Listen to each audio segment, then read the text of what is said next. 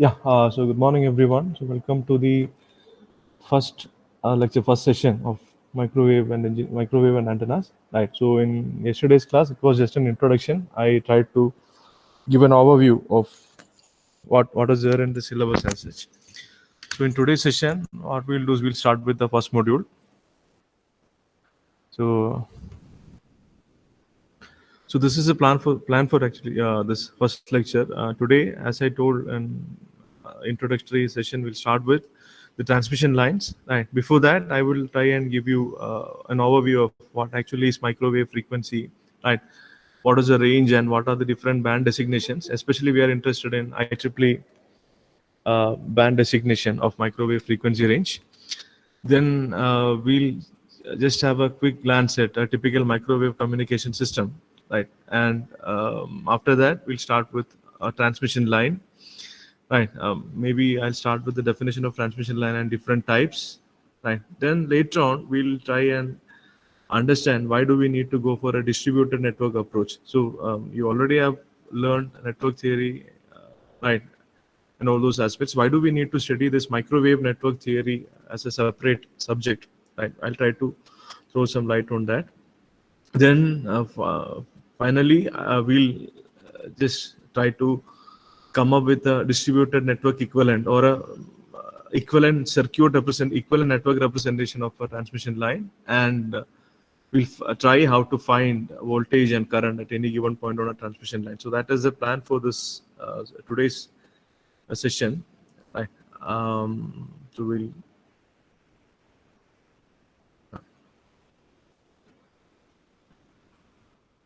So as I told, microwave frequency range, it refers to the broad spectrum of electromagnetic waves ranging from say 1 gigahertz to 10 power 6 gigahertz, right? So some textbook says it's actually what 0.3 to 300 gigahertz, but as per IEEE definition, it actually what ranges from 1 gigahertz to 10 power 6 gigahertz. This is a range of frequencies, right? So if we say range of frequencies from 1 gigahertz to 10 power 6 gigahertz, what will be the range of wavelengths? So um, velocity of light, right? That is equal to f lambda. So velocity of an electromagnetic wave in any given medium is given by frequency times wavelength. So when I say frequency of a wave is 1 gigahertz, what will be the wavelength? Right. So if f is equal to 1 gigahertz, the wavelength will be equal to, if it is free space, 3 into 10 power 8 divided by 1 into 10 power 9. So that will be, 0.3 meter, or it will be equal to 30 centimeters. So I can define microwave range of frequencies are the part of electromagnetic spectrum where wavelength is 30 centimeter or less, or frequency from 1 gigahertz to 10 power 6 gigahertz. So correspondingly, you can evaluate the wavelength corresponding to 10 power 6 gigahertz. That will be some sub micrometer range, right? So I'm leaving that to you. So before that, right, I just want you people to have a clarification on what actually is frequency. What is this lambda, right? So what actually is this wavelength? That is a question I have. Can anyone tell me what is wavelength?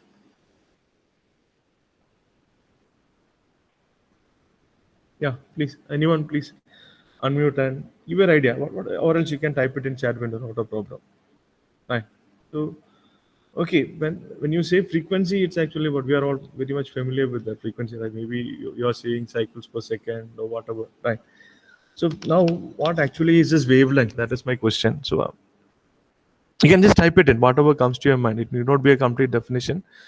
Whatever comes to your mind when I say wavelength, please do type it in chat window.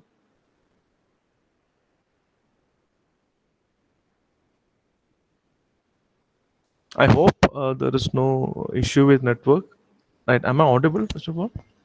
Yes, sir, you're audible. Yeah. So please now you can type in. Right. What actually is wavelength?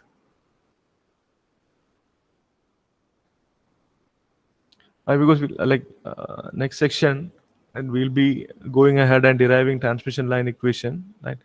Distance between two peaks. Right. So then, distance between two peaks. Then what is time period? the distance between successive crusts so tough. Distance between, so it's okay.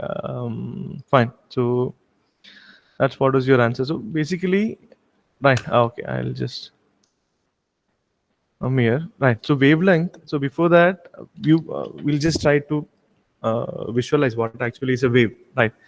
Suppose I have a source. Right. I have a source. It produces some of alternating current, and if I'm connecting it to an antenna, right, and say if it is 1 gigahertz a sinusoid, right, so right, or else another scenario would be you're connecting a source to a transmission line, right, a transmission line, right, again 1 gigahertz. So if you're connecting it to an antenna, what will happen? Like electromagnetic radiation will be there, and if it is a transmission line, the electromagnetic radiation, it will be actually what confined within these two metallic structure, right? So we can model it as actually what voltage and current wave, right? Whatever it is. So what do you mean by a wave? So if there is a sinusoid of 1 gigahertz, f is equal to 1 gigahertz, right? So that electrical signal, how can I represent? What is the time domain representation of that electrical signal? It will be, say it is V0, say sine 2 pi f t, right? So this is the time domain representation of this electrical signal, right? What we are the source, right? So what happens is when you are feeding it to an antenna, right? So there will be current variation in antenna. That current variation will produce actually what? Time varying magnetic field, right? The time varying magnetic field will in turn produce a time varying electric field, and like that effect will propagate, right? So that any effect, right, for it to travel from one point to another, right, so it requires some finite time. So maybe it travels with the velocity of light. If it is free space, it will travel with the velocity of light, or in general, if it is any medium of permeability mu and permittivity epsilon, the velocity of electromagnetic wave in that medium will be equal to 1 by root of mu epsilon. If it is free space, it will be 1 by root of mu naught epsilon naught. That will be equal to what? For free space, this will be equal to 3 into 10 power 8 meter per second, right? For free space, that will be equal to 3 into 10 power 8 meter per second. So what I mean to say is, when you give some cause here, so here if you give a current, that will, right, that cause will produce a magnetic field, right? If it is a time varying current, it will produce a time varying magnetic field, right? And that effect will propagate. That effect will propagate in free space, right? So, and you have studied in Maxwell's equation, right? It's all about actually what, how a wave propagates. A time varying magnetic field produces an electric field, and a space varying electric field produces a magnetic field. So it is coupled and it will propagate. So what happens is, right, a particular effect, right, which is produced here at the immediate vicinity of, immediate vicinity of antenna, it takes some time to travel from one point to another, right? So so if it is a sine wave, suppose here I'm giving, same as the case of a transmission line as well, right? Suppose I'm giving a 1 gigahertz signal here, and I'm trying to observe the signal at some distance, say at some distance L, right? Suppose I'm keeping this transmission line along Z axis, right? So V is equal to, here at source N, V is equal to V0 sine omega t or sine 2 pi ft. That is the signal which I'm transmitting here. But if I'm observing the signal at some distant point, which is at a distance Z, or which is at a distance L from the source, right? Maybe you are using a CRO to observe that. So I'll draw the transmitted signal. Transmitted signal, suppose it is like this, right? Maybe I have switched it on at time t equal to minus infinity, and I started observing this transmitted signal at time t equal to 0, right? So if it is a sinusoid at time t equal to 0, that sinusoid's voltage will be equal to 0, and it will gradually increase, right? Then go to 0 again, it will increase in the negative direction, and right. So this is the transmitted signal. I'll call it V transmitted, VT, right? But at some distance L, what will be, so along this x-axis I have plotted T, right? But at some distance L, right, at time t equal to z, time t equal to 0, I've just given the source here, right? But at time t equal to 0, can I observe the same thing at a distance L? No, but what happens is it takes some finite time to propagate from the source end to load end. If it is an antenna, if I'm observing the wave at some distance r or distance L, right? So it takes some finite time. You might have studied about the notion of retarded potential, right? So similarly, we can't see the effect instantaneously at some distance. Of course, there will be a slight delay, right? There will be a slight delay. So my question is, what will be this delay, right? What will be this delay? This delay will be equal to, if this distance is L and the effect travels with a velocity c, that time delay will be equal to L by c, right? That time delay will be equal to L by c. So I can write this a time delayed version of this source signal, which is observed at some distance, as V0 sine. Basically, if you're thinking in terms of actually what a shifted signal, how you'll represent that in time domain? It was sine 2 pi ft. It is shifted by an amount L by c, right? So it is V0 sine 2 pi f. So now what happens? There is a time shift. Time shift, actually, what time it's delayed or shifted right by an amount L by c. So you should replace t with t minus L by c. So this is what is happening, right? So it's basic thing what you have studied in signals and system, right? A signal is time delayed by an amount L by c. So what is this L by c? L is the length and c is the velocity with which the effect propagates, right?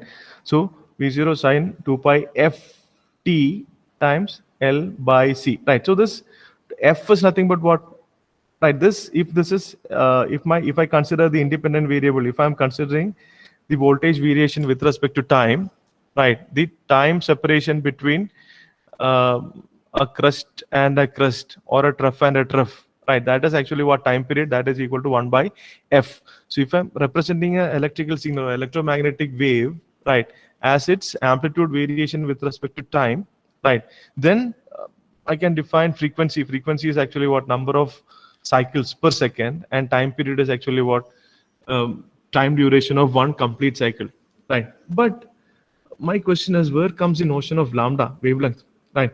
So now in space, what happens? This effect, right? So this effect, in the sense, voltage is actually what varying, or current is varying. So if voltage is the cause, right? If there is a potential, there will be an associated electric field, and if there is a current, there will be an associated magnetic field. So because of that cause, right, the effect will propagate, right? The effect will propagate at the speed of light, right? And if it is a transmission line, it will propagate as voltage and current itself, and if it is an antenna, it will propagate as E and H. So now, for the time being, I'll consider the transmission line aspect. Why? Because we are going to discuss that now, right? So we can represent it as V0 sine 2 pi f t minus L by c. So is it clear what I told? Is it clear for everyone? Very, very simple thing which you already know, right? So if you have any doubt, right, or if I confused you, please do ask me. Otherwise, I'll go ahead. Right? Is it clear till here? Is it clear? How? Okay, fine. Now I'll just take a.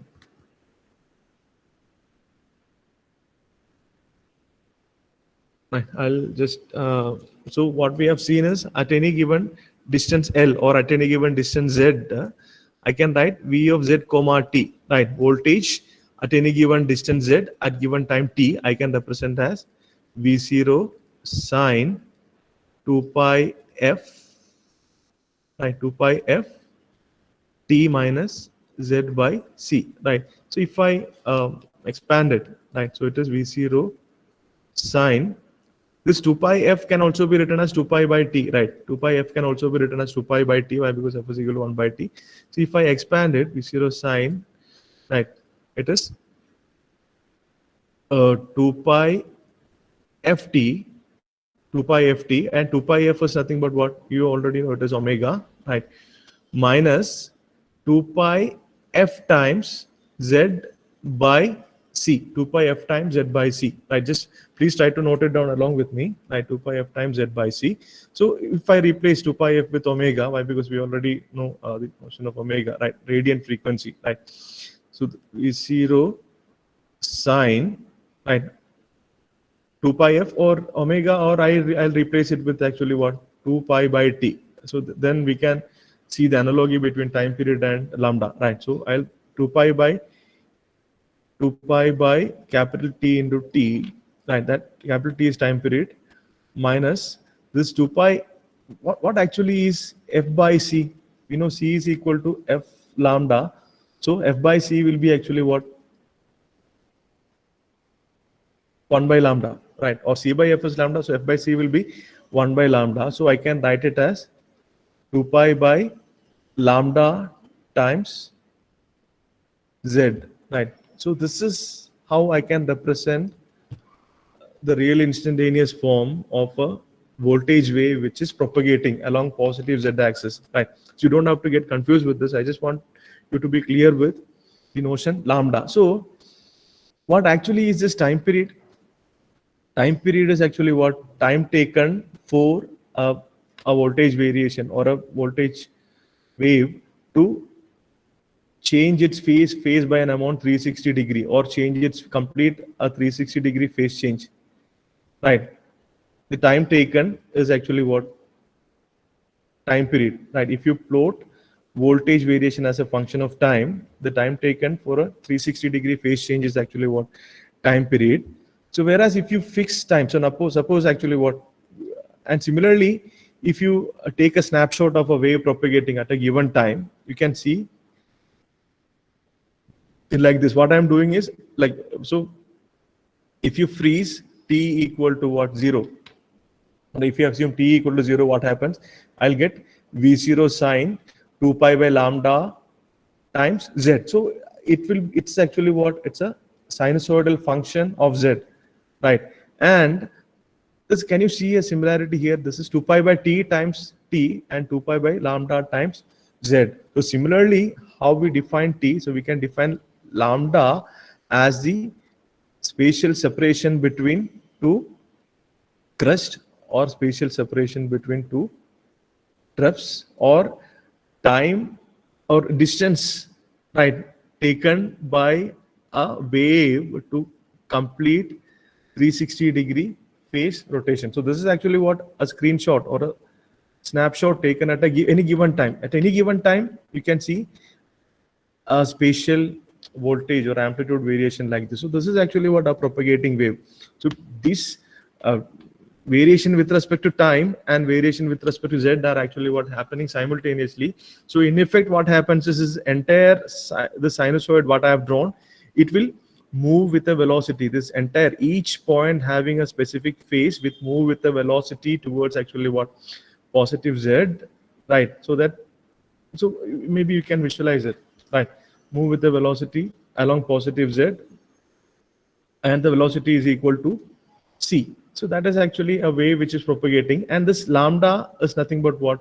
The distance, right, between two points in space having same phase, right?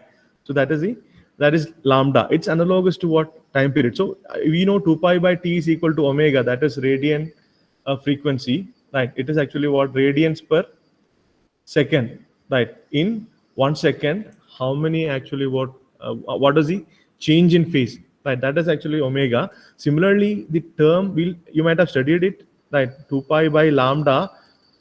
Do you know what actually is 2 pi by lambda? It is actually what is called beta, right? Beta, right? It gives you, its unit will be radians per meter. It will tell you, right, by what extent the phase of a wave changes with distance, right? So don't have to, right? Maybe when we discuss the transmission line solution of transmission line equation, we'll discuss this in detail, right? But I just wanted you to think through these aspects and have a mental picture of what is this lambda, right? So 2 pi by this is actually what? Spatial, maybe you can call it actually what? Spatial radial frequency, right?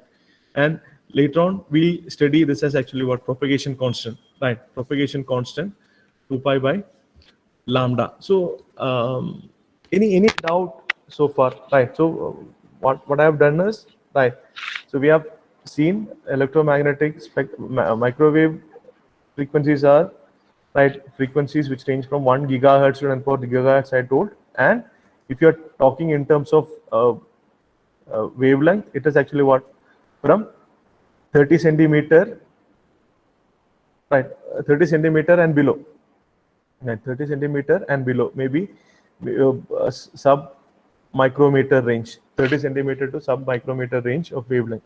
So that is microwave frequency. So you can see the wavelength is actually what, very small, right?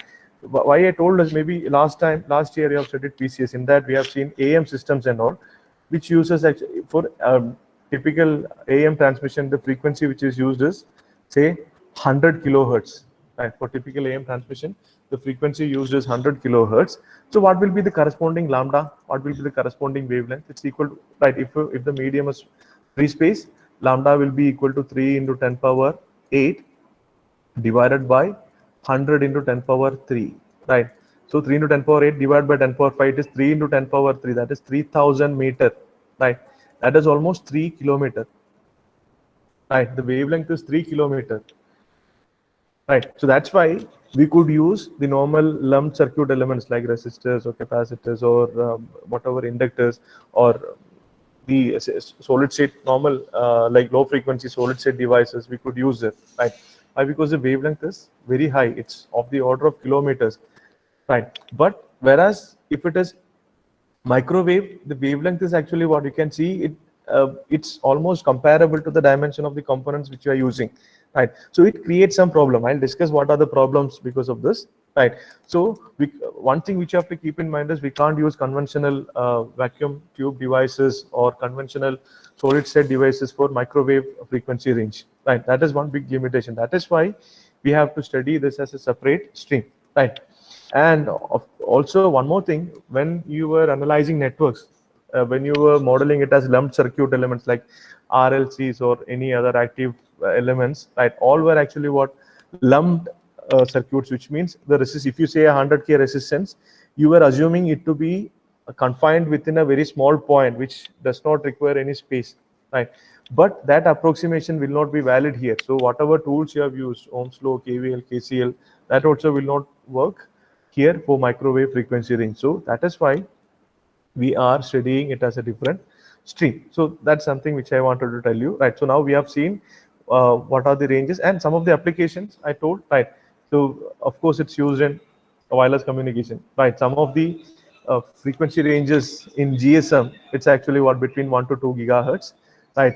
And maybe if it is 3G CDMA, it's around actually what, 2000 megahertz or 2 gigahertz, right? And whatever you're using for Wi-Fi, Zigbee, Bluetooth, or GPS, all are actually what, all falling within microwave range. And of course, the frequency which is used for used in microwave oven also is falling within that. And apart from that, right, these are some of the applications, right?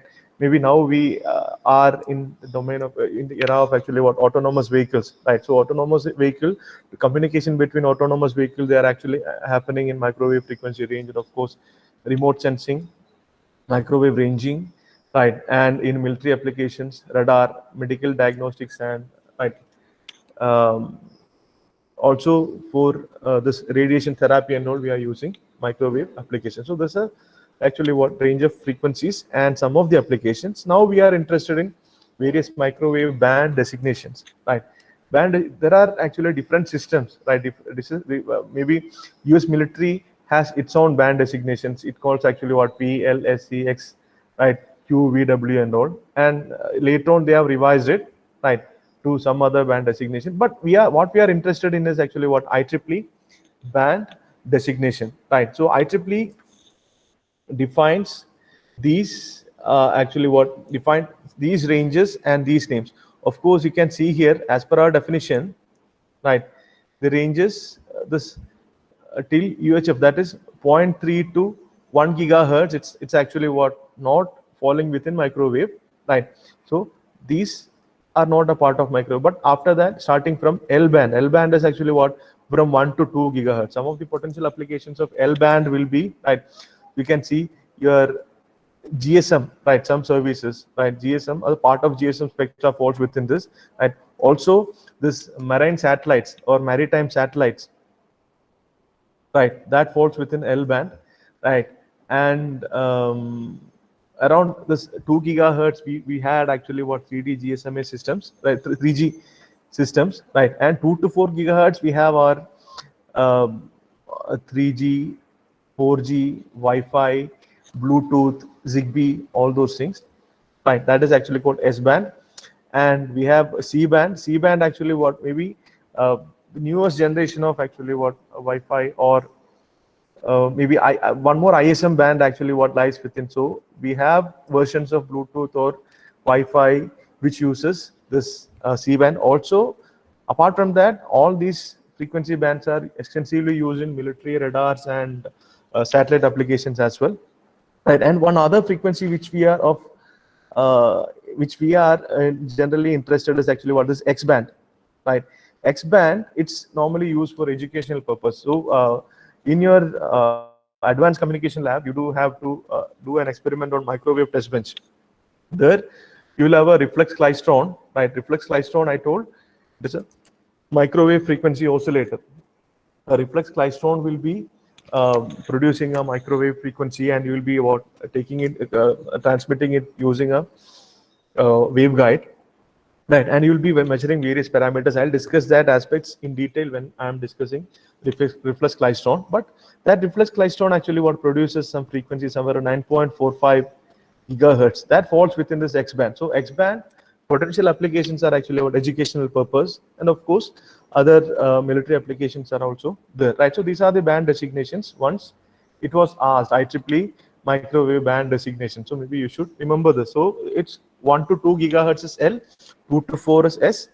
Are you able to see this? I've already shared it in Canvas, right? I've already shared it in Canvas, so you can have a look at there as well. So, and maybe I've included some evolution of microwave engineering, right? But I'll discuss that in detail when I'm discussing reflex klystron, right? For the time being, right, I'll stop the introduction part with this band designation, right? So what we have seen is, we have seen what is the range of microwave frequency, and I tried to give you an idea of how actually wave propagates, what is the significance of lambda, right? What is beta, all those aspects, right? So again and again, I'll be discussing it. But to start with, I thought you should have these ideas so that the things will be easier. So that was the first part of our agenda, right? So any doubt so far, or else I'll right? Any doubt? Please feel free to ask, or is it clear? Right, I'm not expecting you to have developed a complete intuition on what is going to happen next, but at least are you able to appreciate what, like when I say microwave frequency range and when I say the wavelength is small, right? Are you able to quantify it or are you able to visualize it, right?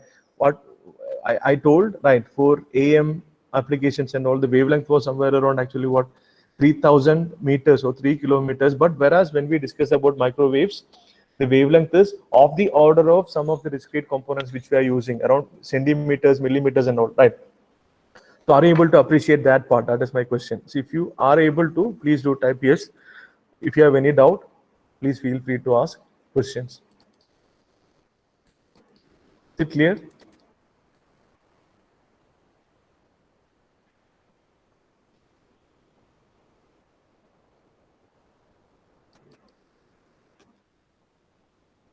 Right, no response. Anil?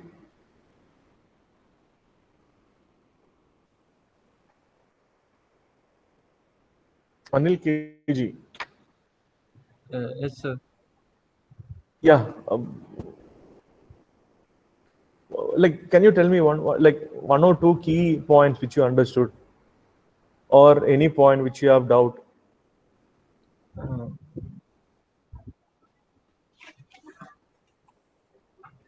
Yeah, We are using microwave for like satellite applications, sir. that that is a key takeaway, you think, right? And what is the range of wavelength of microwave spectrum? It's 1 gigahertz to 10 to the power Uh, 6. I'm asking range of wavelength. That is frequency, right? Range of wavelength. Uh,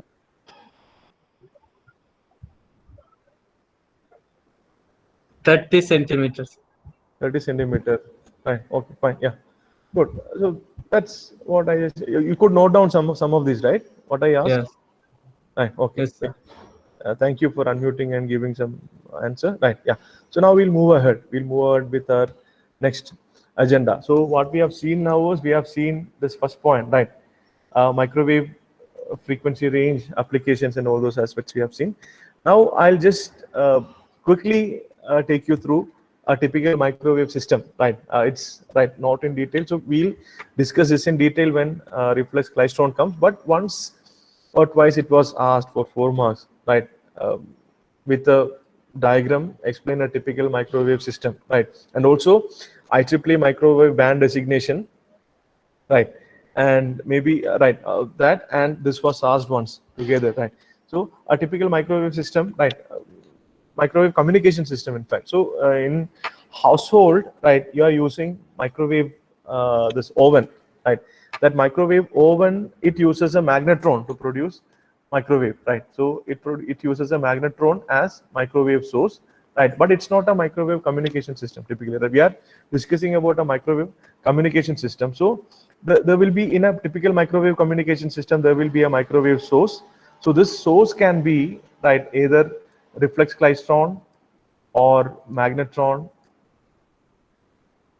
right, or gun diode oscillator, right, gun diode oscillator. Or we now we have actually what a lot of advancement in the field of microwave solid state devices. So we do have many microwave sources. So initially we had only what microwave vacuum tube devices like klystron and all. Right now we have other solid state devices as well. So we have a microwave source, and for us to take microwave or from one point to another, we should use a transmission line. So that is actually what why we are using a transmission line. As a transmission line can be any metallic structure, right, which can take electromagnetic energy from one point to another, right? So you can see this this metallic block, right? You can see this.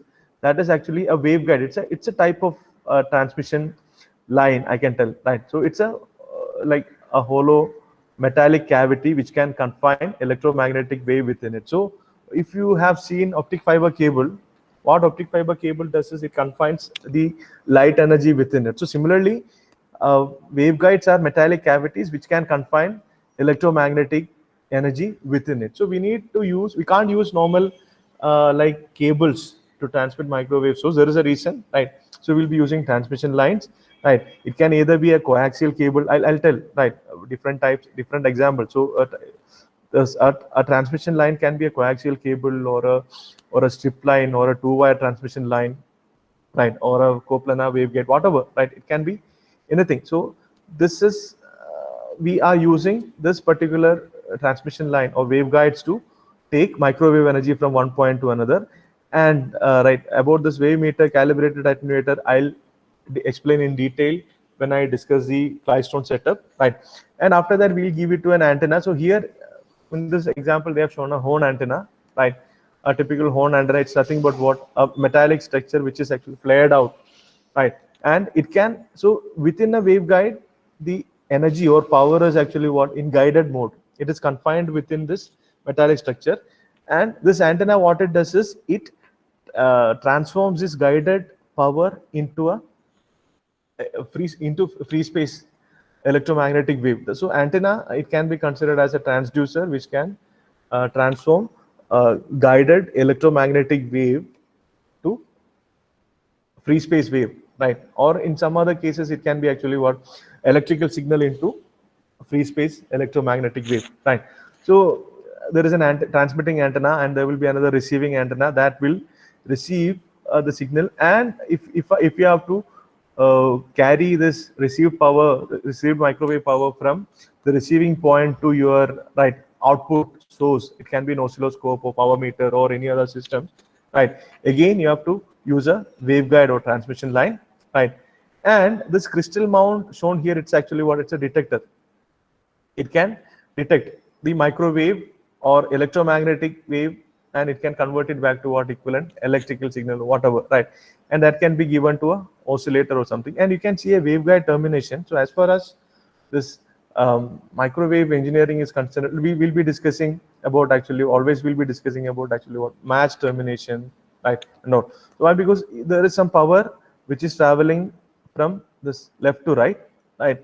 And a part of it is actually what detected, right? And what happens is, if the power which is traveling from left to right is not completely absorbed by this load, what will happen? There will be a reflection. A part of it will be reflected back, and we don't want that to happen. So to avoid that, always we'll be terminating it at matched load, right? Always we'll be terminating it at matched load. And normally for normal transmission lines and waveguides, that matched load or characteristic impedance, that will be some equal to 50 ohm, right? Mostly it will be 50 ohm. You will see in labs also, right? Matched load will be actually what, 50 ohm. And normal, when you are designing an antenna, right, as this microwave waveguide is actually what delivering power to this antenna.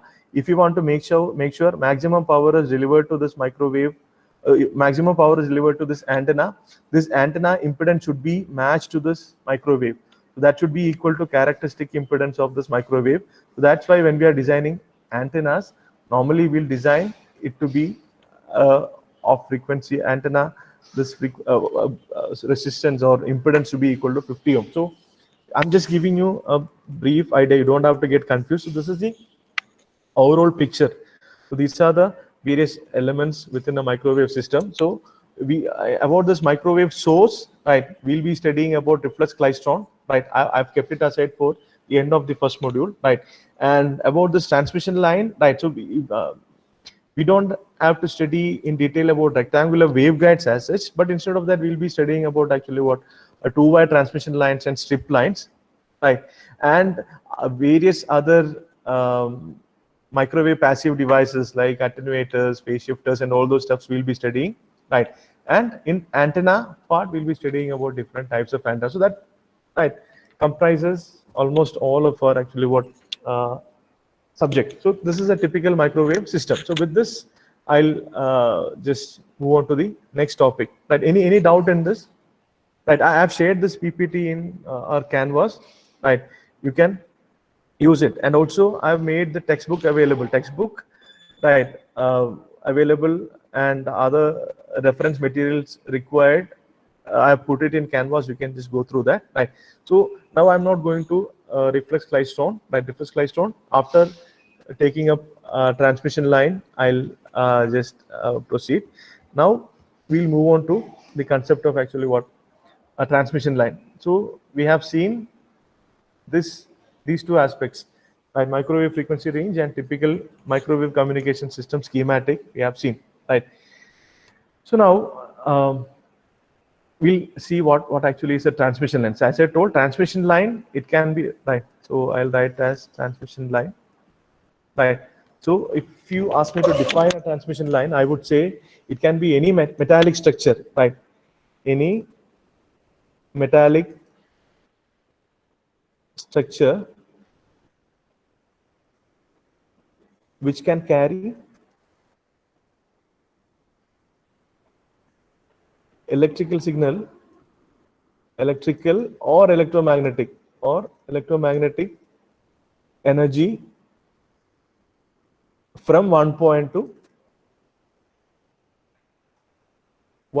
to other. So this is how I would define a transmission line, right? And we can't use normal wires for transmitting microwave. So there is a reason. So I'll just try to explain that. Suppose you consider you have a source and Normally we represent a transmission line, right? Where if it can be of any. So these are some of the examples of transmission line, right? So one is actually what coaxial cable. You might have seen this. It is actually what maybe your CRO probes or the cables which are used in cable TV. They are actually what coaxial cable. And those who have seen old TV wires, actually what from we used to have an antenna on our rooftop, which was like a fishbone, right? And from there, a black wire used to come, and that will go to a booster, and from there we'll connect it to a TV. I don't know whether you have seen that, right? So for that, we have used actually what parallel plane, parallel wire transmission line, right? Then other types are microstrip line, unbalanced line, and also waveguides. Circular and rectangular waveguides are also examples of transmission line. So normally, whichever be the type of transmission line, we'll represent it as two wires, right? Two wires, two parallel wires, right? So if we can assume it to be actually what perfect conductors, right?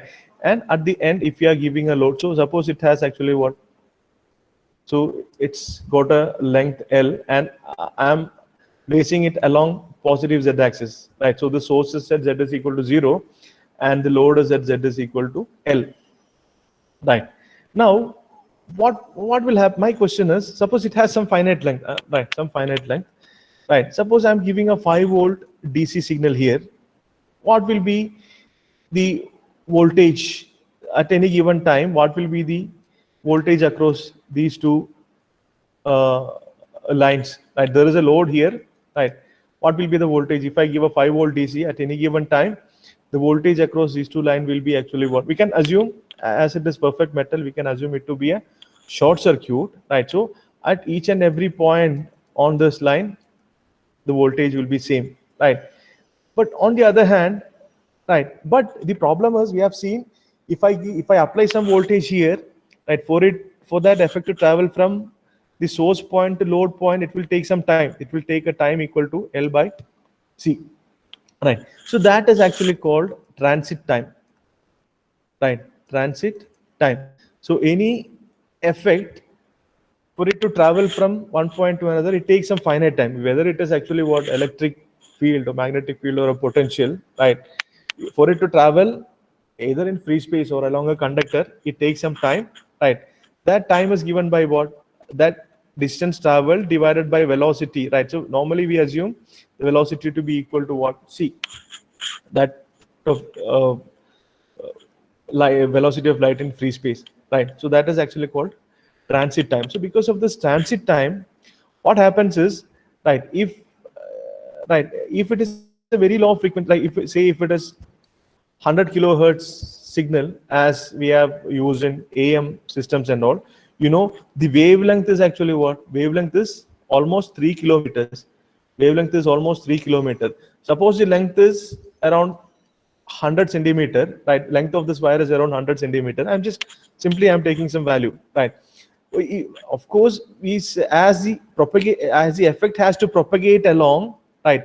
So at any point of time, voltage will be a function of Z and time, right? But if it is a low frequency, you can see if the length of the wire is very small, right? If L is much less compared to lambda, you can assume the voltage at any given point on the line to be equal to is same. So if you take a very small fraction point on this, a 3 kilometer long wave, right? That is 100 centimeter. If you take, it will be almost uniform along the length.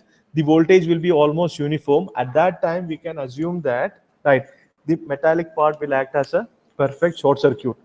But if you are using a 100 gigahertz signal, or if you are using say 1 gigahertz signal, the wavelength is actually what?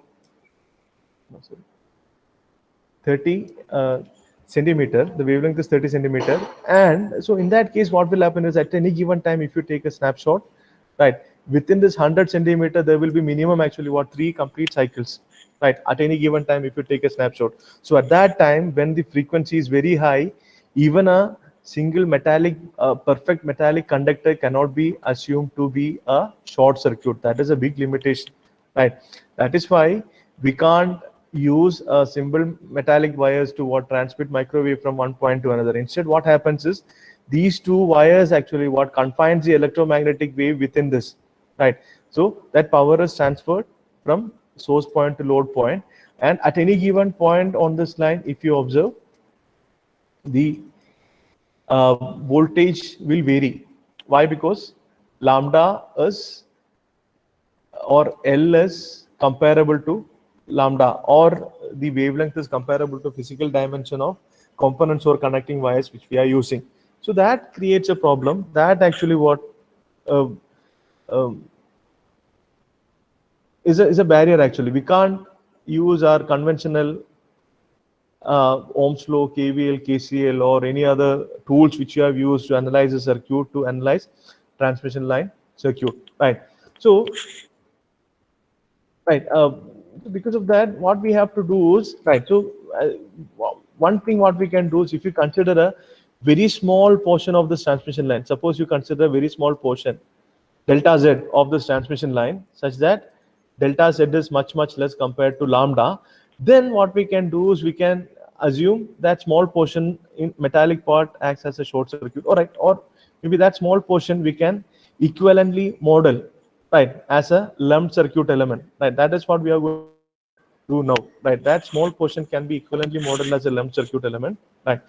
So how it can be done? So what and all lumped circuit elements we'll have to consider? For instance, there is a current carrying conductor. If there is a conductor which is carrying current, of course there will be a magnetic field around it, so it will signify an inductor, right? It will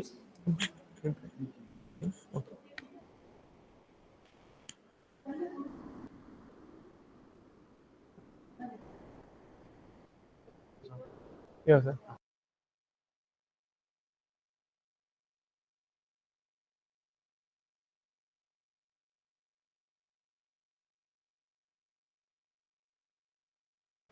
Yeah, sorry for the interruption, right? Yeah. So what we can do is, right, what we can do, if you assume a very small length, right, then we can come up with an equivalent circuit model for that. So we can assume, right, that equivalent circuit is actually what cascaded one after the other to get this transmission line. So that will be the approach, right?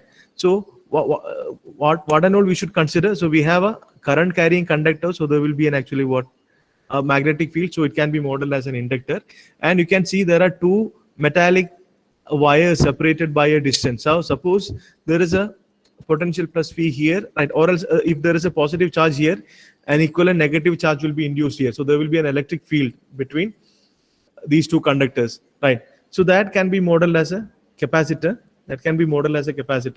and of course we are saying this metal is a perfect conductor, right? But even it's having a perfect conductor, it's not actually what possible. So it will have some finite conductance, which means it will have some finite resistance, right? So that can be modeled as actually what some forward resistance, right?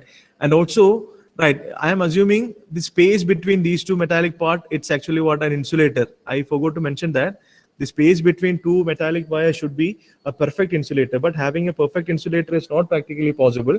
So it will be an imperfect insulator, which means it will have some say conductance, right? So that also can be modeled as a conductance. Conductance is nothing but what?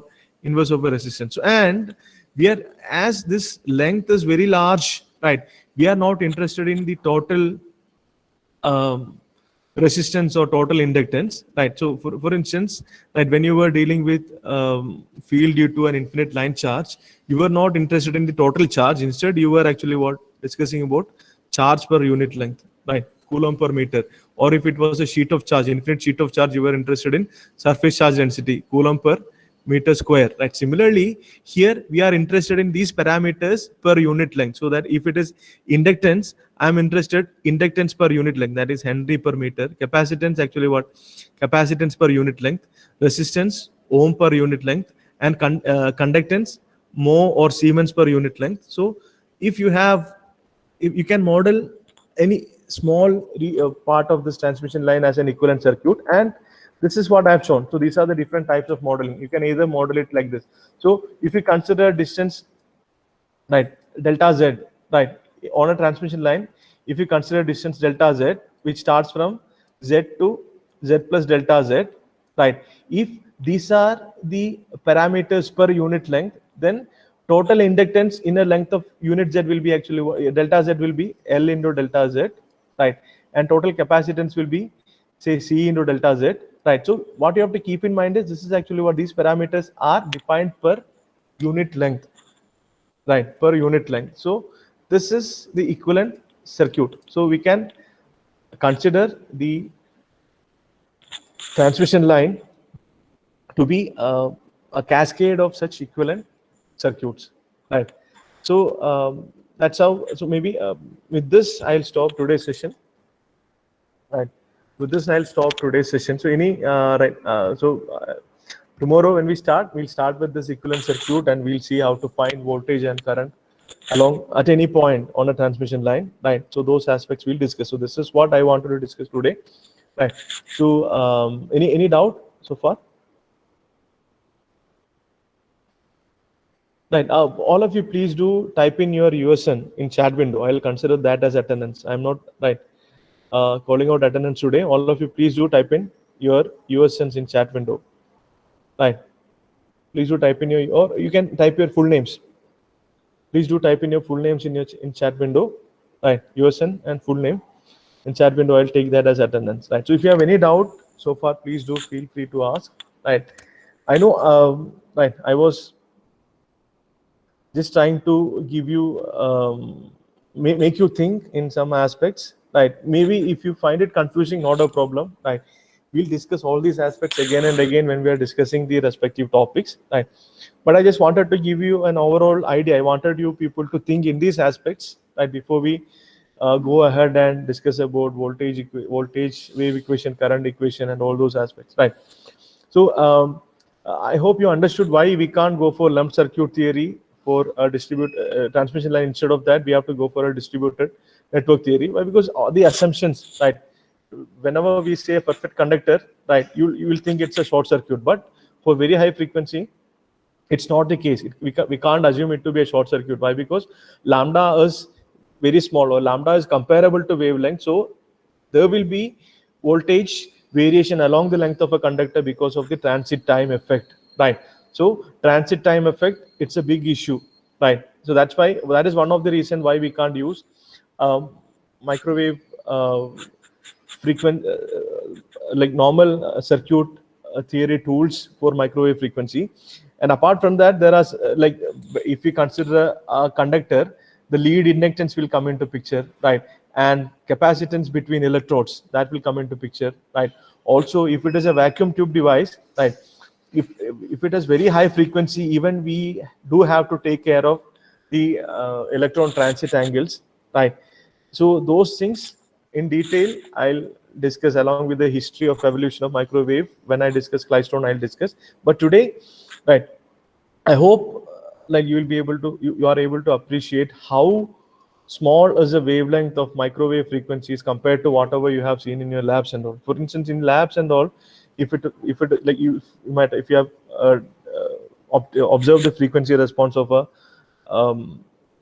common emitter amplifier, you might have varied the frequency from very low frequencies to say maximum 2 megahertz, right? That is what we have varied. But these frequencies which we are discussing about is actually what 1 gigahertz plus, right? So that is the limitation, right? So tomorrow we'll start with the derivation of transmission line equation and all those. If you have any doubt, you can ask. Otherwise, right, you can leave. Thank you so much for joining. Right. And I have sent invites in Canvas LMS to everyone, and I have posted the details of the subject and also the reference books and some reading materials. Also, I have posted a prerequisite quiz in Canvas. Please do answer it before the deadline. That's it. So thank you so much for joining. Right, we'll wind up the session today. If you have any doubt, you can ask.